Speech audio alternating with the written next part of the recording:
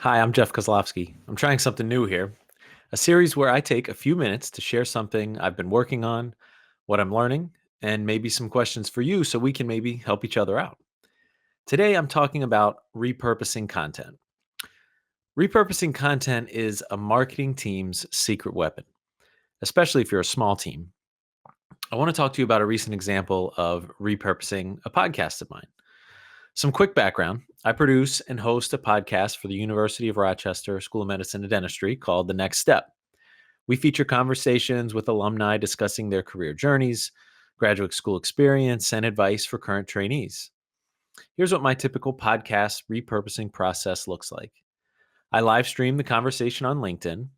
When that's over, I put that video file into Adobe Premiere and I edit out all the quote unquote live elements, the awkward silence at the beginning, asking for audience questions, the live housekeeping stuff. Then I post that video to YouTube and the audio goes on Apple and Spotify. I send the transcript of the podcast to a writer who puts together a blog post, which is essentially show notes for that episode. Then I take the long form video and export a few social clips from that, some of the key quotes and or memorable moments. Now, one of the newer additions to that process involves ChatGPT, specifically an SEO blog GPT. This GPT, according to its homepage, crafts SEO optimized blog articles, SEO optimized meta descriptions, and SEO optimized titles that significantly improve blog SEO.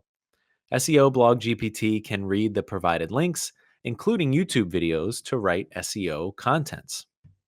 That YouTube videos part caught my eye.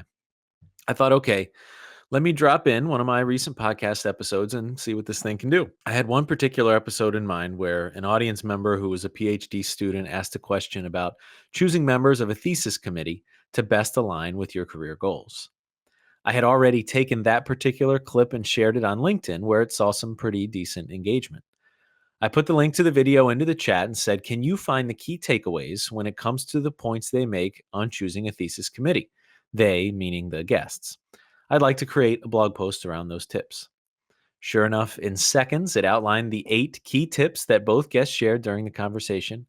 That included headers as well as a short description of that particular point. I then went on to say, great, now please create a blog post outline using those points. Again, in seconds, there was the outline for the blog post. The GPT then offered to write each section. I'm still playing with it, but now I have an outline for another piece of content from this one podcast. And there were even more ideas that spawned from that. There were content ideas within the content ideas. For example, one of the tips for choosing a thesis committee is finding a diverse group. Diverse meaning including members with varied academic and professional experiences. Well, within that, the GPT expanded on it to include ideas for finding diverse members. Things like looking beyond your own department, networking at conferences, looking for industry professionals. And that's a LinkedIn post right there. If you're sitting on a webinar, a long interview video, a presentation, don't let it stop there.